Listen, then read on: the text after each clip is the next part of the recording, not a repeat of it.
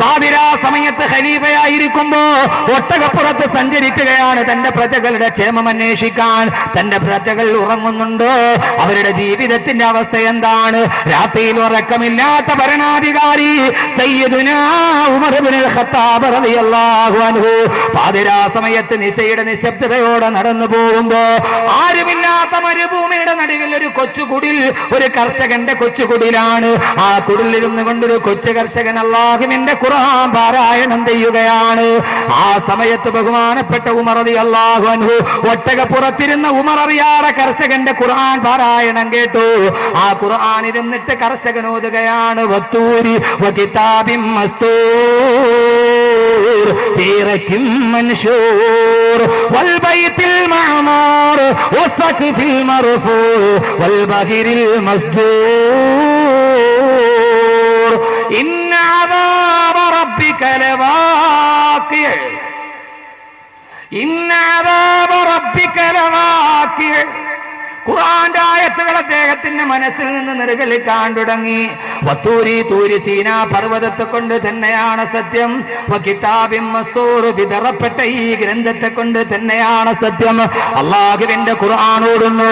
ഉമർ റളിയല്ലാഹു തആല ഒട്ടകപ്പുറത്ത് നിന്ന് ഒട്ടകത്തെ പിടിച്ചു നിർത്തി അല്ലാഹുവിന്റെ ഖുർആൻ കേൾക്കുകയാണ്. അദ്ദേഹം വല്ലാതെ ശ്രദ്ധയോടെ കേട്ടിരിക്കുമ്പോ ചുറ്റും ഭയാനകരമായ നിശബ്ദത. ഈ രാത്രിക്കും സഹോദരങ്ങളെ നിർണായകമായ പങ്കുണ്ട്. നിശാന്തമായ രാത്രി, ഒരു കുചി വീടിന്റെ ശബ്ദം പോലും കേൾക്കാനില്ല. ആ നിശാലമായ നിശബ്ദതയിൽ ഉമർ റളിയല്ലാഹു അൻഹു ഖുർആൻ കേട്ടു. അവസാനം ആ ഗ്രാമീണൻ ഓതുകയാണ്, ഇന്ന അദാബ റബ്ബിക ലവാഖിഅ ഇന്ന അദാബ റബ്ബിക ലവാഖിഅ. നിന്റെ അല്ലാഹുവിന്റെ ശിക്ഷ ഇതാ ഇറങ്ങാൻ പോകുന്നു. നിന്റെ റബ്ബ് നിനക്ക് വാഗ്ദാനം ചെയ്ത ശിക്ഷ, നിന്റെ നരകം ഇതാ വരാൻ പോകുന്നു. നരകത്തെ കുറിച്ചുള്ള ആയത്തിറങ്ങുകയാണ്, യൗമ തമൂറു സമാഉ മൗറാ വതസീറു ജിബാലു സൈറാ. ശ്രദ്ധിച്ചു കേട്ടുകൊള്ളുക ചെറുപ്പക്കാരാ. അന്ന് പർവ്വതങ്ങൾ പല കഷണങ്ങളായിട്ട് പൊടിക്കപ്പെടും. അന്ന് ഈ ഭൂമി തകർന്ന് തരിപ്പണമാകും. അന്നാണ് കളവാക്കിയവർക്ക് നാശമുണ്ടാകുന്നത്. നരകത്തെ കളവാക്കിയവർ, അഹമ്മദ് കബീർ ബാക്കവി നരകം രാവിലെയും വൈകുന്നേരവും നിലവിളിക്കുമെന്ന് പറയുമ്പോ ശാസ്ത്രത്തിന്റെ പുറന്തോടിന്റെ ഉള്ളിലിരുന്നിട്ട് കളിയാക്കിയവർ, അത് ഞങ്ങൾ ഇതേവരെ കേട്ടിട്ടില്ലല്ലോ.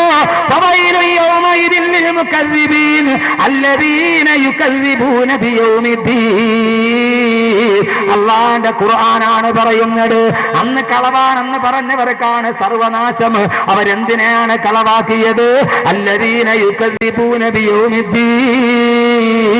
പരലോകത്തെ കളവാക്കിയവർ, നരകത്തെ കളവാക്കിയവർ, സ്വർഗത്തെ കളവാക്കിയവർ, അന്നാണ് അവരെ അട്ടഹസിച്ച് നിലവിളിക്കുക.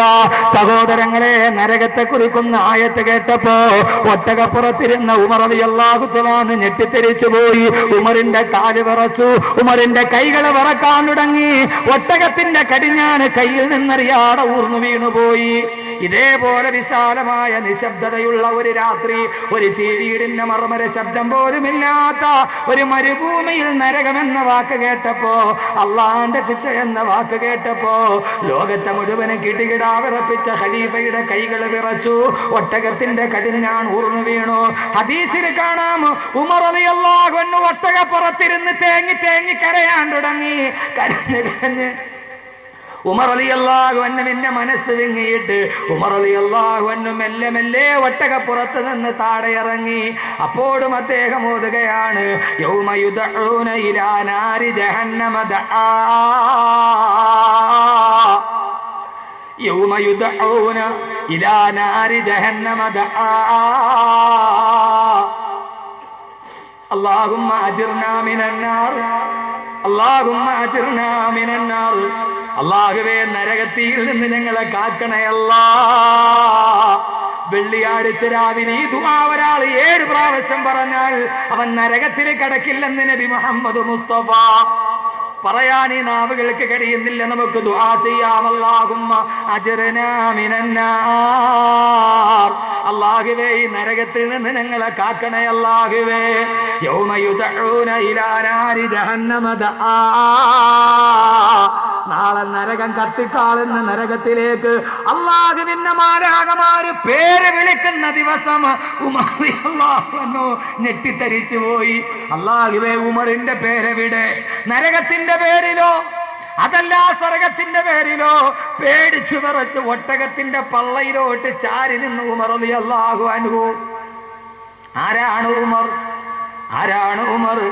ഞാൻ മിഅ്റാജിന്റെ യാത്ര പോയപ്പോ സ്വർഗത്തിലൊരു മണിമാളിക കണ്ടു. അതിന്റെ കവാടത്തിൽ എഴുതി വെച്ചിരിക്കുന്നു റഅയ്തു ബിൽ ജന്നതി മക്തൂബൻ ബിസ്മി ഉമറ. ഉമറിന്റെ പേരെഴുതിയ ഒരു വാതിൽ ഞാൻ സ്വർഗത്തിൽ കണ്ടെന്ന് പറഞ്ഞ ഉമർ റളിയല്ലാഹു അൻഹു പേടിച്ചു വിറച്ചു. വീണു പോകാതിരിക്കാൻ ഒട്ടകത്തിന്റെ പള്ളയിലോട്ട് ചേർന്ന് നിന്നു. അവസാനം ഉമർ റളിയല്ലാഹു അൻഹു മെല്ലെ മെല്ലെ നടക്കാൻ തുടങ്ങി.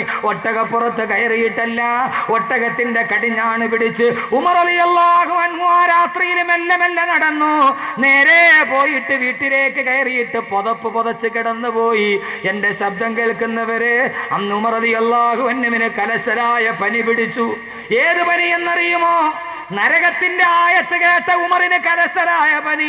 ഒരു മാസം കഴിഞ്ഞിട്ടാണ് കിടന്ന കിടപ്പിൽ നിന്ന് സയ്യിദുനാ ഉമർ റളിയല്ലാഹു അൻഹു എഴുന്നേറ്റത്. നരകത്തെ കുറിക്കുന്ന ഒരായത്ത് രാത്രിയിൽ കേട്ടപ്പോ അത് കേട്ടിട്ട് പനി പിടിച്ചിട്ട് മൂടിപ്പിടിച്ച് കിടന്നുറങ്ങിപ്പോയി. ഉറക്കം വരുന്നില്ല, ഞെട്ടിയെഴുന്നേക്കുന്നു.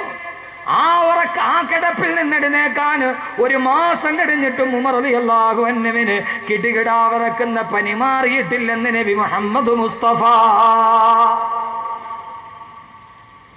നമ്മൾ ഈ ആയത്ത് ഓതുന്നുണ്ട്, എത്രയോ പ്രാവശ്യം നമ്മൾ കേൾക്കുന്നുണ്ട്. അല്ലാഹുവേ, ഞങ്ങളെ നരകത്തിയിൽ നിന്ന് നീ കാക്കണേ തമ്പുരാനെ. അല്ലാഹുവേ, നരകത്തിയിൽ നിന്ന് ഞങ്ങളെ കാക്കണേ തമ്പുരാനെ. അല്ലാഹുമ്മ അജ്ർനാ മിനന്നാർ. വെള്ളിയാഴ്ച ഖതീബ് ഖുത്ബ ഓതുമ്പോ രണ്ടാമത്തെ ഖുത്ബയിൽ 3 പ്രാവശ്യം പറയും അല്ലാഹുമ്മ അജ്ർനാ മിനന്നാർ. നമുക്ക് ഗൗരവമറിയാതെ താടയ്ക്ക് കൈയും കൊടുത്തിട്ട് കുനിഞ്ഞിരിക്കും. പക്ഷേ ആ സമയത്ത് ആമീൻ പറഞ്ഞു. ഒരു വെള്ളിയാഴ്ച രാവിലെ 7 പ്രാവശ്യം ഇത് പറയുന്നവൻ, പ്രത്യേകിച്ച് വെള്ളിയാഴ്ച സുബഹി നമസ്കാരത്തിന് ശേഷം ഒരാൾ അല്ലാഹുമ്മ അജ്ർനാ മിനന്നാർ എന്ന് 7 പ്രാവശ്യം പതിവായി പറഞ്ഞാൽ അല്ലാഹു നാളെ അവനെ നരകത്തിൽ നിന്ന് കാക്കുമെന്ന് നബി മുഹമ്മദ് മുസ്തഫ. നരകത്തിൽ നിന്ന് രക്ഷപ്പെടാൻ 17 കാര്യങ്ങളുണ്ട്. ബാക്കി 16 നാളെ പറയാം. ഇത് വളരെ നൈസായിട്ട് ചെയ്യാൻ പറ്റും. ഒന്ന് ചിന്തിച്ചു നോക്കി സഹോദരങ്ങളെ, എന്താ കൽബിലൊരു പേടിയില്ലാത്തത്? എന്താ കൽബിലൊരു പേടിയില്ലാത്തത്? നരകത്തെക്കുറിച്ച് കേൾക്കുമ്പോൾ യഥാർത്ഥത്തിൽ നമ്മുടെ യാത്ര നരകത്തിലേക്കല്ലേ? നമ്മൾ ഇന്ന് പോകുന്നത് വെച്ച് നമ്മൾ എവിടെയാണ് എത്തിച്ചേരുക? ഒന്നിനും നമുക്കൊരു പേടിയില്ല, ഒന്നിനും ഒരു പേടിയില്ല. എൻ്റെ പൊന്നു സഹോദരങ്ങളെ, ഏറ്റവും നന്നായിട്ട് ജീവിക്കുന്നവന് നരകം മേടിക്കാൻ 1 നിമിഷം മതി. എത്ര മുത്തക്കിയായിട്ട് ജീവിക്കുന്ന ഒരു മനുഷ്യനും നരകം മേടിക്കാൻ എത്ര സമയം മതി? ഒറ്റ സമയം മതി. പക്ഷെ എൻ്റെ പൊന്നു ചെറുപ്പക്കാരെ, എനിക്ക് നിങ്ങളോട് വലിയ സ്നേഹമുണ്ട്. അഹമ്മദ് കബീർ വാക്കവിയുടെ വാള് കേൾക്കാൻ എല്ലായിടത്തും പാഞ്ഞ് നിങ്ങളെത്തും. പക്ഷെ ഞാൻ പറയുന്നു, പ്രതികൂലതയിൽ പിടിച്ചു നിൽക്കുന്നു. ഇതേത് സമയത്ത് നഷ്ടപ്പെട്ടു പോകാം, ഏത് സമയത്തും വഴി തെറ്റാം. നന്നായിട്ട് ജീവിക്കുന്ന ഒരാൾക്ക്, നന്നായിട്ട് ജീവിക്കുന്ന ഒരു പെണ്ണിന് നരകത്തിൽ പോകാൻ 1 നിമിഷം മതി. എപ്പോ അല്ലാഹുവിന്റെ പ്രവാചകൻ പറഞ്ഞു, ലാ യസ്നി സാനി ഹീന യസ്നി വഹുവ മുഅ്മിൻ. ലാ യസ്നി സാനി ഹീന യസ്നി വഹുവ മുഅ്മിൻ. ഒരു മുഅ്മിനായ മനുഷ്യൻ, അല്ലാഹുവിന് വിശ്വാസമുള്ള മനുഷ്യൻ, അല്ലാഹുവിനെ പേടിയുള്ള മനുഷ്യൻ, അവൻ 5 നേരം നിസ്കരിക്കുന്നവനാണ്. അറിയാതെ എങ്ങാനും അവനൊരു വ്യഭിചാരത്തിലേക്ക് പോയാൽ, സഹോദരങ്ങളെ, അറിയാതെ എങ്ങാനും വ്യഭിചാരത്തിലേക്ക് പോയാൽ, ലാ യസ്നി സാനി ഹീന യസ്നി വഹുവ മുഅ്മിൻ. ഒരു അന്യ പെണ്ണിന്റെ കിടപ്പറയിൽ അവൻ കിടക്കുമ്പോ അവൻ നിസ്കാരമുള്ളവനാണ്, അവൻ നാട്ടിൽ മേൽവിലാസമുള്ളവനാണ്. പക്ഷേ അവൻ 1 നിമിഷം പ്രലോഭനത്തിന് പെട്ട് ഒരു അന്യ പെണ്ണിന്റെ കിടപ്പറയിൽ കിടക്കുമ്പോ അവൻ വ്യഭിചരിച്ചു കൊണ്ടിരിക്കുമ്പോ അവൻ മുഅ്മിനല്ല, ഈമാൻ അല്ലാഹു അവനിൽ നിന്ന് എടുത്തു കളയും. സഹോദരങ്ങളെ, ചെറുപ്പക്കാരാ, ആ വ്യഭിചാരത്തിൽ ഏർപ്പെട്ടുകൊണ്ടിരിക്കുന്ന സമയത്ത് അവനെങ്ങാനും മരിച്ചുപോയാ അവൻ നാളെ നരകത്തിലാണെന്ന് നബി മുഹമ്മദ് മുസ്തഫ. അവൻ മുഅ്മിനായിരുന്നു, അവൻ നിസ്കാരമുള്ളവനായിരുന്നു, അവൻ സക്കാത്ത് കൊടുക്കുന്നവനായിരുന്നു, അവൻ ഏറ്റവും നല്ലവനായിരുന്നു, വഅദ് കേൾക്കാൻ അവൻ മുൻപന്തിയിലുണ്ടായിരുന്നു. പക്ഷേ ലാ യസ്നി സാനി ഹീന യസ്നി വഹുവ മുഅ്മിൻ, സിനാ ചെയ്യുമ്പോ, വ്യഭിചരിക്കുമ്പോ, ഒരു അന്യപെണ്ണിന്റെ അടുത്തവൻ കടപ്പുറ പങ്കിടുമ്പോ അല്ലാഹ് അപ്പോൾ അവന്റെ ഈമാൻ ഊരി മാറ്റിക്കളയും. ഈമാനുള്ളവനത് ചെയ്യാൻ കഴിയില്ലല്ലോ. ആ കിടപ്പിലെങ്ങാനും മരിച്ചുപോയാ എങ്ങനെയാ സഹോദരങ്ങളെ ചിന്തിക്കുന്നത്? ആ കിടപ്പിലെങ്ങാനും മരിച്ചുപോയാ 4 മാസങ്ങൾക്ക് മുമ്പ് തൃശൂർ ജില്ലയിലെ ചാവക്കാട് ലോഡ്ജിൽ ഒരു ചെറുപ്പക്കാരൻ റൂമിൽ മരിച്ചു കിടന്നു. ഒരു ചെറുപ്പക്കാരൻ മരിച്ചു കിടന്നു. അവനെങ്ങനെ മരിച്ചു എന്ന് പോലീസ് ഉദ്യോഗസ്ഥർക്ക് തെളിവില്ല. നമ്മുടെ നാട്ടിൽ നടന്ന കാര്യമാണ് ഞാൻ ഈ പറയുന്നത്. സഹോദരങ്ങളെ, എന്നെക്കാളേറെ നിങ്ങൾ വായിക്കുന്നവരാണ്. പക്ഷേ ഞാനൊരു പ്രഭാഷകനായത് കൊണ്ടത് പലപ്പോഴും കുറിച്ചിടുമെന്ന് മാത്രം, നിങ്ങൾ വായിച്ചിട്ട് മറക്കുമെന്ന് മാത്രം. കാരണം ഞാൻ ഉണർത്താൻ വന്നവനാണല്ലോ.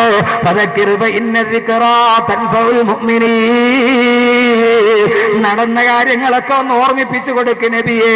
കേൾക്കുന്നവർക്ക് അതിലേക്ക് പോകാതിരിക്കാൻ കഴിഞ്ഞാലോ? ഒരു പ്രഭാഷകനായതുകൊണ്ട് ഞാൻ ഓർമ്മച്ചപ്പിന് കുറിച്ചിടുമെന്ന് മാത്രം.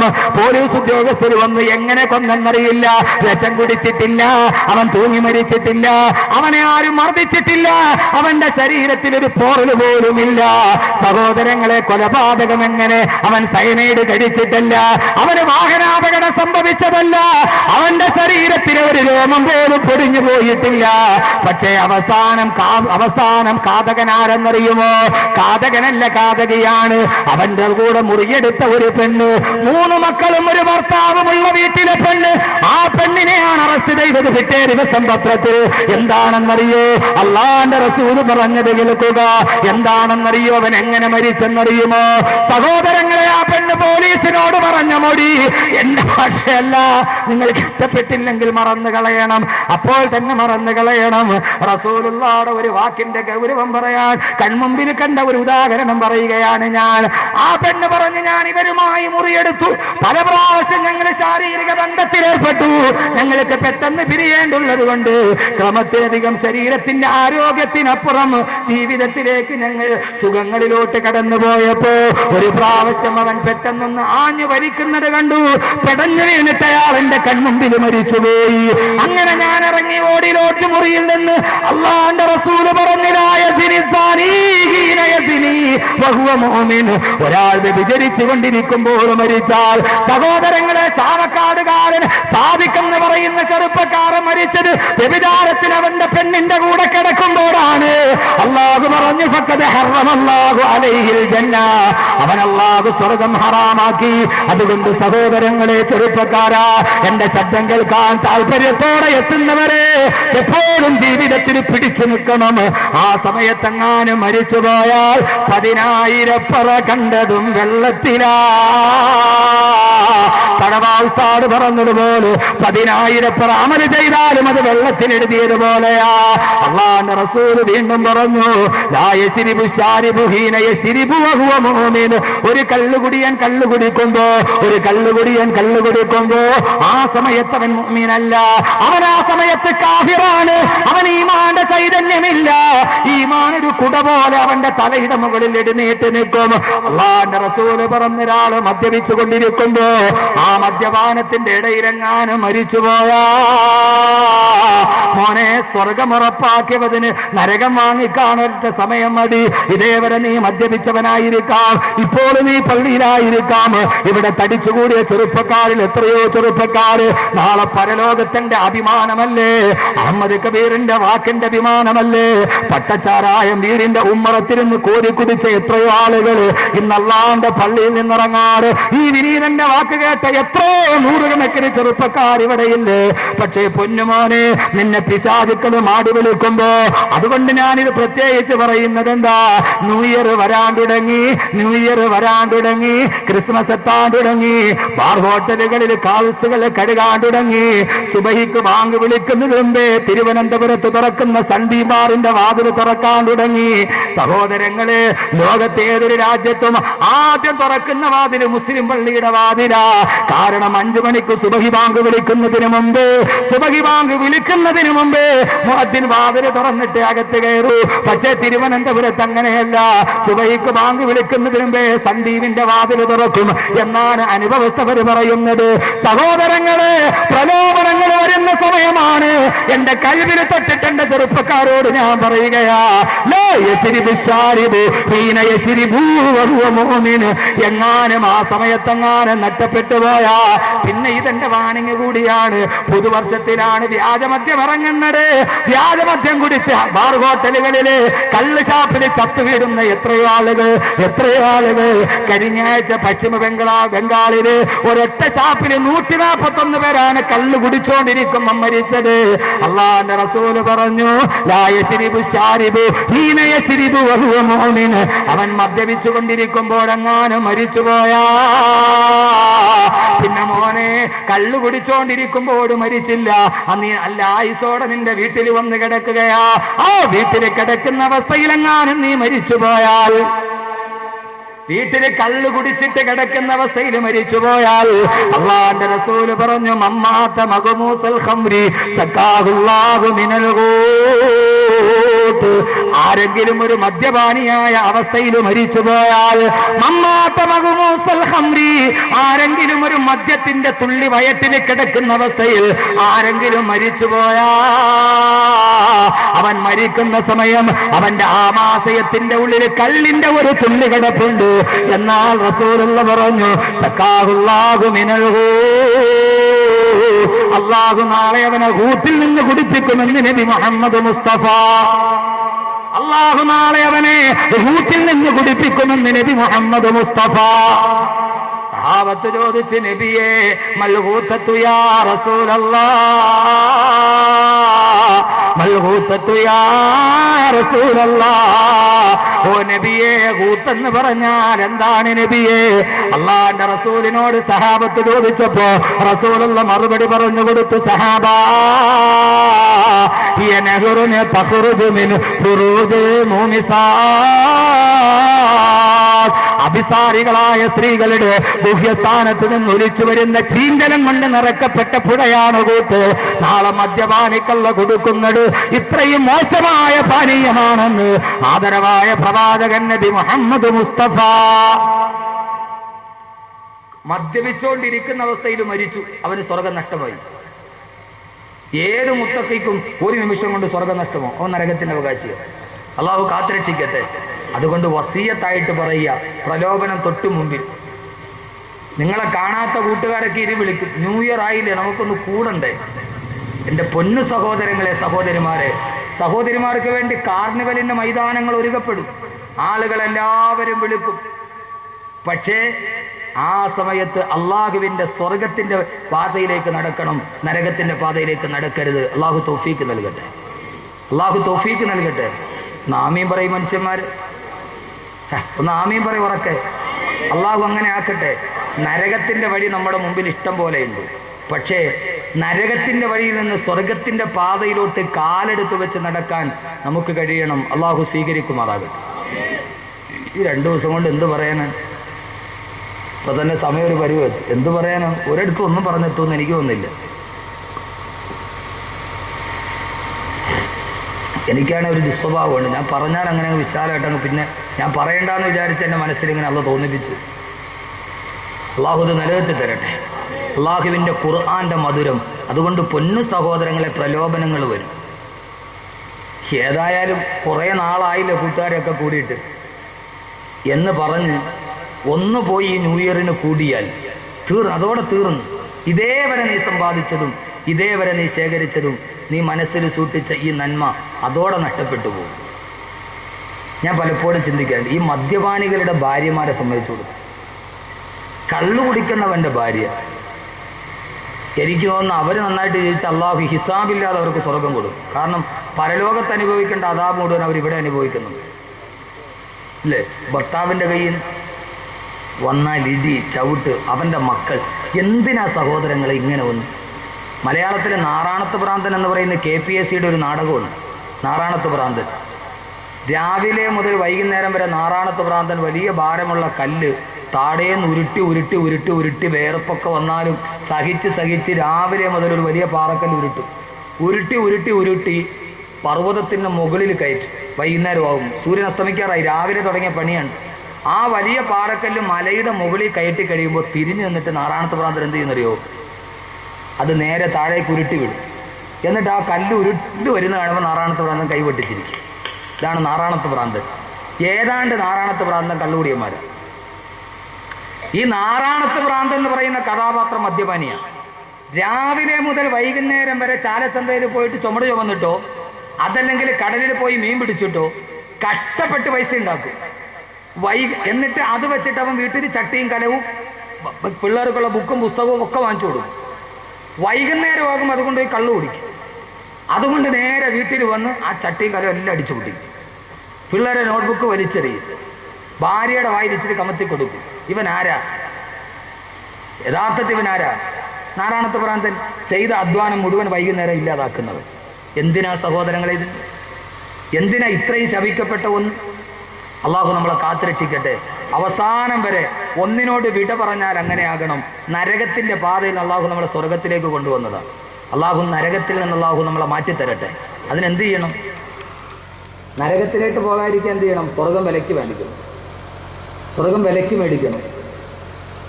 സ്വർഗത്തിന് വില നിശ്ചയിക്കാൻ പറ്റുമോ? അള്ളാഹുടെ സ്വർഗത്തിന് അള്ള പറഞ്ഞ സ്വർഗം വിലയ്ക്ക് മേടിക്കണമെന്നാണ്. നരകത്തിൻ്റെ ഭാഗത്തേക്ക് ചെയ്യാതിരിക്കണമെങ്കിൽ എന്ത് ചെയ്യണം? സ്വർഗം വിലയ്ക്ക് മേടിക്കും. സ്വർഗം വിലയ്ക്ക് മേടിക്കാൻ ആർക്കാ പറ്റുന്നത്? പസമിങ്ങാസ് അറബിക്കടലിൻ്റെ മുകളിലേക്ക് മുഖം തിരിച്ചു നിൽക്കുന്ന 18 നിലയുള്ള 2200 കാറുകൾ പാർക്ക് ചെയ്യാൻ കഴിയുന്ന 4 മിനി തിയേറ്ററുകളിലുള്ള 2 ഹെലികോപ്റ്ററുകൾ ഒരേ സമയത്ത് വന്നിറങ്ങാൻ കഴിയുന്ന ഹെലിപ്പാഡുള്ള അറ്റ്ലാന്റ എന്ന വസതി ഉണ്ടാക്കിയ മുകേഷ് അംബാനിക്ക് പോലും പറ്റൂല. ലണ്ടനിലെ അറ്റ്ലാന്റ ഹോട്ടൽ കണ്ടിട്ടാണ് മുകേഷ് അംബാനി അറബിക്കടലിൻ്റെ മുമ്പിൽ അതുപോലെ ഒന്നുണ്ടാക്കിയത്.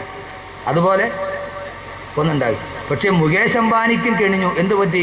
ജോത്സ്യം നോക്കിയിട്ട് വന്ന് ഇവിടെ താമസിച്ചാൽ നീ പോക്കാന്ന്. അംബാനി കയറിയില്ല. അംബാനി പാല് കാച്ചിയ വീട് ഇപ്പോഴും ഇതെല്ലാം അതേവരെ ജോത്സ്യന് ഒരു പരിപാടി ഇല്ലായിരുന്നു. ഇതെല്ലാം പണിത് തീർന്ന് 2 ഹെലിപ്പാഡ് ഒരേ സമയത്ത് 2 ഹെലികോപ്റ്റർ ഇറങ്ങാം. 2200 കാറുകൾ സെല്ലുലാർ കോമ്പൗണ്ടിൽ പാർക്ക് ചെയ്യാം.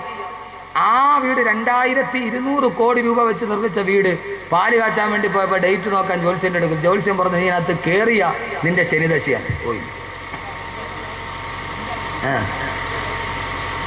എവിടെ പോലെ വള്ളക്കടവിലും പ്രാന്തപ്രദേശത്തുള്ള ചില ആളുകൾ കൊച്ചിന് വല്ലാതെ രോഗം വരുമ്പോൾ ഖുർആൻ ഓതാൻ അവിടെ പോണ മാതിരി. എവിടെ പോണ മാതിരി ഞാൻ പറയണോ? അവരെവിടെ പോണ മാതിരി ഖുർആൻ ഓതനാരാ? എടാ, ഒരു മുസ്ലിം ഊതിയ അതൊരു ശിഫ അപ്പം തന്നെ ഉണ്ട് അവൻ്റെ ഈമാൻ്റെ പേരിൽ.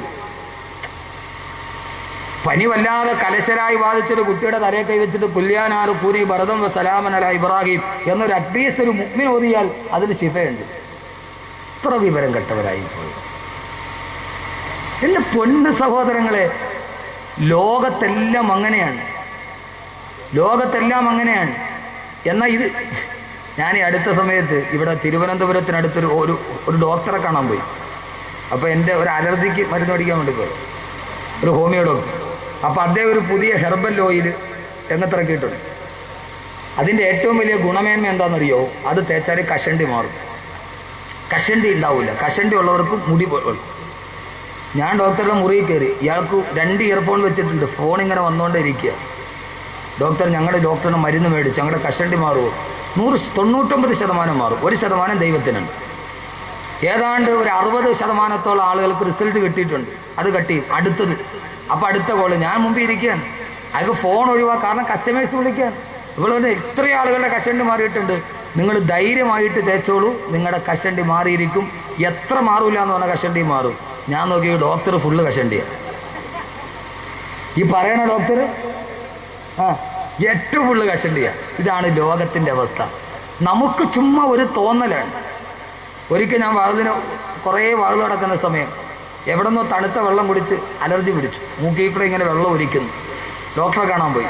കൊല്ലത്തൊരു വലിയ ENT ഡോക്ടറുണ്ട്. പോയി ടോക്കൺ എടുത്ത് ക്യൂവിൽ നിന്ന് 2.5 മണിക്കൂർ കഴിഞ്ഞ് ഡോക്ടറെ കാണാൻ. 2.5 മണിക്കൂർ ഞാൻ അവിടെ നിന്ന്. ഒരു രക്ഷയില്ല, ഭയങ്കര തിരക്ക്. അതിൻ്റെ ഇടയിൽ ടവല് മുഴുവൻ നനഞ്ഞ് മൂക്കൊലിച്ചൊലിച്ച്. അവസാനം 2.5 മണിക്കൂർ കഴിഞ്ഞ് ഡോക്ടറുടെ അടുത്ത് കയറി. ഞാൻ വാതിലകത്ത് കയറി. ഡോക്ടർ ചോദിച്ചു എന്താ രോഗം. പറയാൻ പോയപ്പോൾ ഡോക്ടർ ലേസ് എടുത്തിട്ട് അയാൾ തുടയ്ക്കുന്നു. അയാളുടെ മൂക്കിലൂടെ വെള്ളം ഒലിച്ചുകൊണ്ട് വന്നിരിക്കുക. ഞാനിപ്പോൾ എന്ത് രോഗത്തിനാണ് മരുന്ന് പറയുക? എന്ത് രോഗത്തിനാണ് മറുപടി? ഞാൻ ഡോക്ടർ ഇതേ രോഗത്തിനാണ് ഞാൻ മരുന്ന് മേടിക്കുക. എന്നാൽ ഡോക്ടറുടെ രോഗം തന്നെ. അയാൾ ഇതിന് മരുന്നില്ല, ഇത് മൊത്തം ഒലിച്ചു പോയി തീരലല്ലാതെ ഇതിനൊരു മരുന്ന്. ഇത് മൊത്തം ഒലിച്ച് വെളിയിൽ പോവുക, ഇത് തന്നെയാണ് അതിൻ്റെ മരുന്ന്. അല്ലാതെ വേറൊരു മരുന്ന് അതിന് കണ്ടുപിടിക്കപ്പെട്ടിട്ടില്ല. അബദ്ധജടിലമായ ചില വിശ്വാസങ്ങൾ, ഇസ്ലാമിന്റെ ആദർശത്തിന് പോലും നിരക്കാത്ത ചില വിശ്വാസങ്ങൾ. എന്റെ പ്രിയപ്പെട്ട സഹോദരങ്ങളെ, അതുകൊണ്ട് ഞാൻ പറയുന്നു, ജീവിതത്തിന്റെ ഏത് ഭാഗത്തിലും എത്ര വലിയവനാണെങ്കിലും അള്ളാന്റെ സ്വർഗം വിലയ്ക്ക് വാങ്ങാൻ പറ്റൂല. പക്ഷെ അള്ളാന്റെ സ്വർഗം വിലയ്ക്ക് വാങ്ങാം രണ്ട് കാര്യങ്ങളുണ്ടെങ്കിൽ. നരകത്തിന്റെ പാതയിൽ നിന്ന് മാറി നമുക്ക് ഇങ്ങോട്ട് കടക്കാം. പക്ഷെ അതിന് നരകത്തെക്കുറിച്ച് നമ്മൾ പറയേണ്ടതുണ്ട്. അള്ളാഹു എല്ലാവിധ ഖൈർ നൽകി അനുഗ്രഹിക്കട്ടെ. നാളെ നരകം എന്ന് പറയുന്ന കത്തിക്കാളുന്ന ലോകത്തിന്റെ മുമ്പിൽ നിൽക്കുമ്പോൾ അള്ളാഹു സ്വർഗം വിലയ്ക്ക് വാങ്ങാൻ അള്ളാഹു തൗഫീക്ക് നൽകട്ടെ. സ്വർഗത്തിന് ഞാൻ വിലയിട്ട് തരാം, നിങ്ങൾ മേടിക്കുമോ? സാധാരണ വാതിലിൻ്റെ സ്ഥലത്ത് ആപ്പിള് സംസമൊക്കെയാണ് വിലയിട്ട് കൊടുക്കുന്നത്. ഇവിടെ സാധാരണ വാതിന് ഞാൻ ഒരു ചെറിയ കുപ്പിത്തേന് 75,000 രൂപയ്ക്ക് ലേലം വിളിച്ചിട്ടുണ്ട്. വാതോട് ചെറിയ കുപ്പിത്തേൻ. സാധാരണ വാതിലിൻ്റെ സദസ്സിൽ മുട്ട, ആപ്പിള്, സംസം ഇതൊക്കെ കൊടുക്കാറുണ്ട്. അതിന് ബറക്കത്തൊക്കെ ഉണ്ട്, ആരും നിഷേധിച്ചാലും. എൻ്റെ പ്രിയപ്പെട്ട സഹോദരങ്ങളെ, ഇന്ന് നമുക്കൊന്ന് മാറാം. സ്വർഗത്തിന് വിലയിടാം. മേടിക്കാൻ തയ്യാറാണോ? ഉറപ്പാണല്ല. ഖുർആൻ ഞാൻ വിലയിട്ടതല്ല, അല്ല വിലയിടാണ് ഖുർആൻ. എത്ര സുന്ദരമായ ആയത്തെന്നറിയാവും. ആയത്തൊന്ന് നിങ്ങൾ നന്നായിട്ടൊന്ന് ചിന്തിക്കണം. ആ ആയത്ത് എത്ര സുന്ദരമെന്നറിയാവും.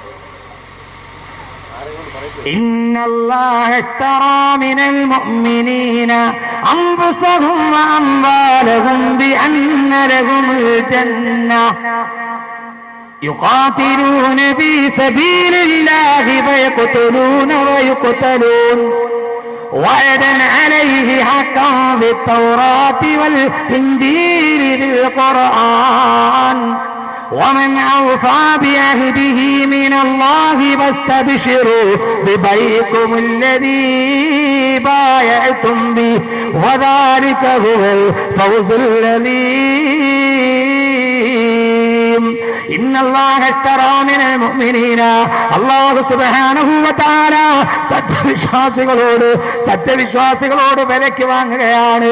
സത്യവിശ്വാസികളോട് അല്ലാഹുവിന്റെ സ്വർഗ്ഗം ആഗ്രഹിക്കുന്നവർക്ക് അല്ലാഹു സ്വർഗ്ഗത്തിന് വിലയിടുകയാണ്. അല്ലാഹുവിന്റെ സ്വർഗ്ഗം നിങ്ങൾക്ക് ഞാൻ തരാം, പകരം നിങ്ങൾ തരേണ്ടതെന്താ?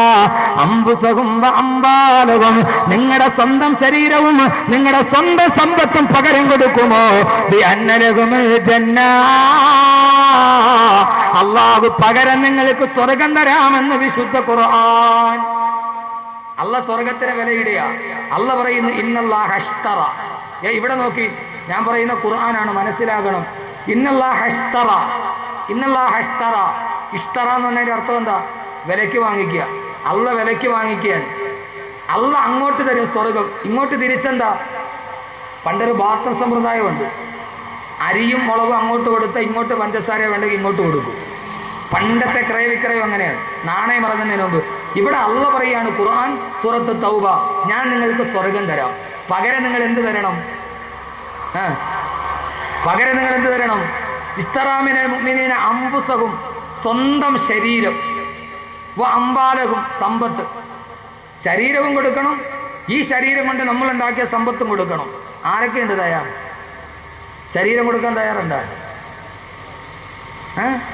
രാവിലെയും ഒരു വൈകുന്നേരം വരെ നന്നായിട്ട് തേച്ച് മിനുക്കി യാർലിയുടെ പൗഡറൊക്കെ ഇട്ട് സഹോദരിമാർ തയ്യാറുണ്ട്? ഇത്രയും നന്നായിട്ട് കാവേരിയും ഫേറാൻലൗലിയൊക്കെ തേച്ച് മുഖം മിനുക്കി വെച്ചിരിക്കുന്ന ഈ ശരീരം അള്ളാന്റെ ഇതേവരെ കാണാത്ത സ്വർഗത്തിന് വേണ്ടി കൊടുക്കാൻ പറഞ്ഞ പറ്റുമോ? അംഫുസഹും സ്വന്തം ശരീരത്തെ കൊടുക്കണം. കൊടുക്കേണ്ടി വന്നാൽ കൊടുക്കണം സൗരങ്ങളെ. പോയാ ദുനിയാവല്ലേ, കിട്ടിയാ സ്വർഗമല്ലേ. പോയാൽ ഇന്നല്ലെങ്കിൽ നാളെ നഷ്ടപ്പെട്ടു പോകുന്ന ഈ ദുനിയാവല്ലേ. ആ ദുനിയാവിൽ എപ്പോഴാ മരിക്കുന്നതെന്ന് ആർക്കറിയാത്തത്? ആർക്കാ അറിയാവുന്നത്?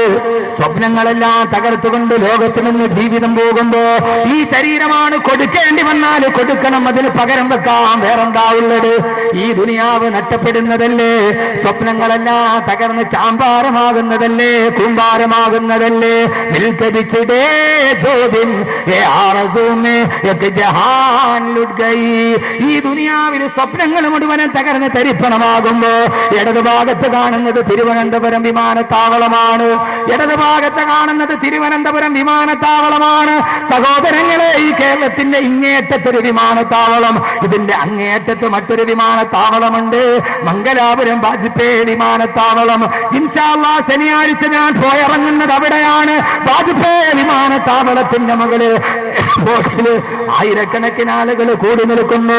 അങ്ങകലെ ദുബൈയിൽ നിന്ന് വരുന്ന തന്റെ പ്രിയപ്പെട്ട ഉപ്പയെ കാണാൻ, തന്റെ മകനെ കാണാൻ എന്റെ സഹോദരങ്ങളെ വാജ്പേയി വിമാനത്താവളത്തിന്റെ മുകളിൽ നൂറുകണക്കിന് ആളുകൾ കാത്തു നിൽക്കുകയാണ്.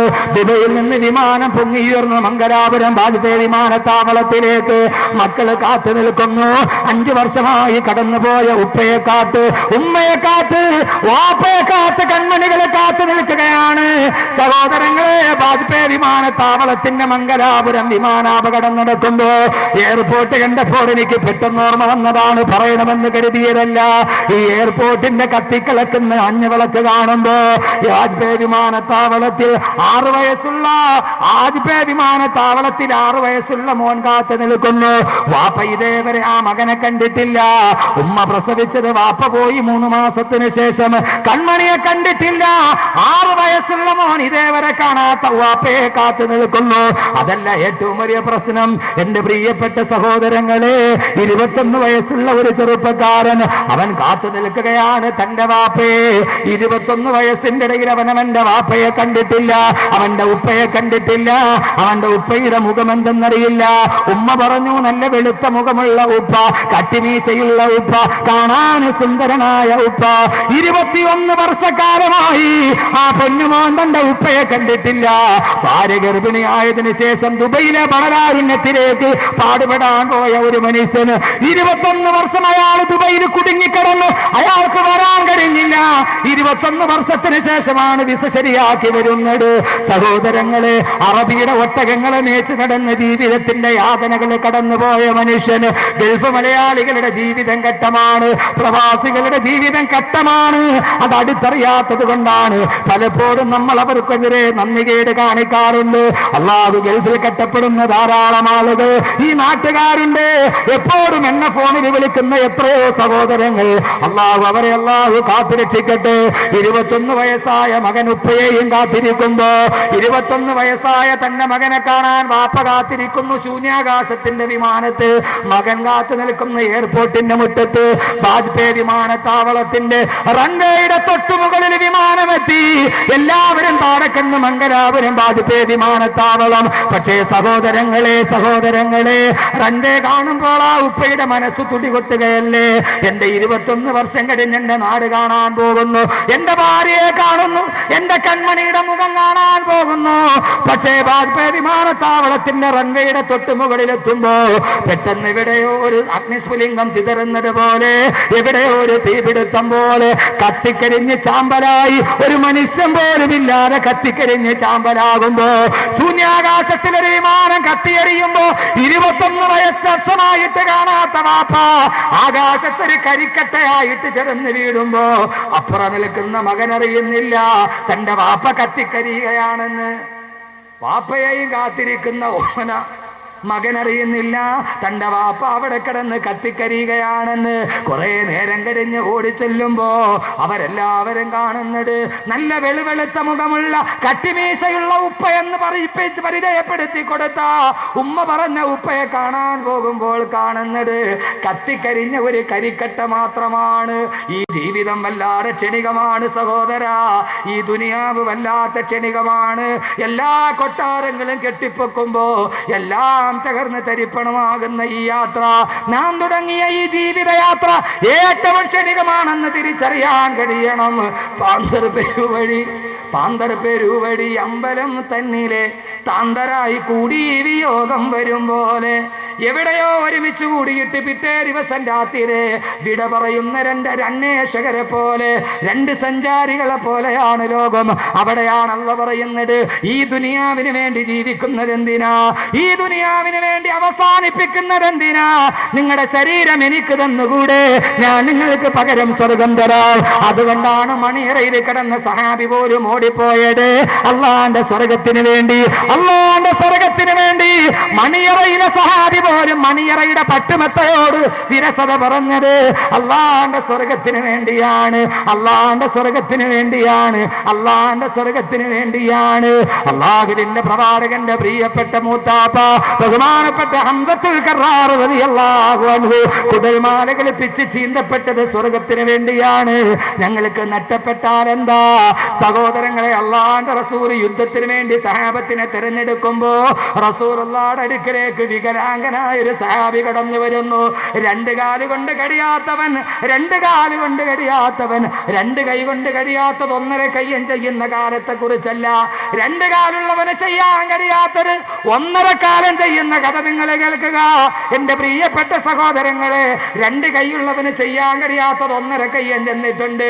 പട്ടാപ്പകല് സഞ്ചരിച്ചു പോകുന്ന റെയിൽവേ കമ്പാർട്ടിൽ സ്വീകരിച്ച് നടന്നു പോകുന്ന ഒരു പാവപ്പെട്ട പെണ്ണിന് റെയിൽവേ കമ്പാർട്ട്മെന്റിൽ പട്ടാപ്പകല് വെളിച്ചത്തിന് കടന്നു പിടിച്ച് അവളെ റെയിൽവേ ട്രാക്കിലേക്ക് വലിച്ചെറിഞ്ഞ് റെയിൽവേ ട്രാക്കിൽ മാനഭംഗം ചെയ്ത് ആ പെണ്ണിനെ വലിച്ചെറിഞ്ഞത് ഒന്നര കയ്യന്റെ കാലം. രണ്ട് കൈയുള്ളവന് ചെയ്യാൻ കഴിയാത്തത് ഒന്നര കയ്യൻ ചെയ്തു. പട്ടാപ്പകൽ ഒരു പാവപ്പെട്ട പെണ്ണിനെ റെയിൽവേ ട്രാക്കിൽ പീഡിപ്പിച്ച് വലിച്ചെറിഞ്ഞു.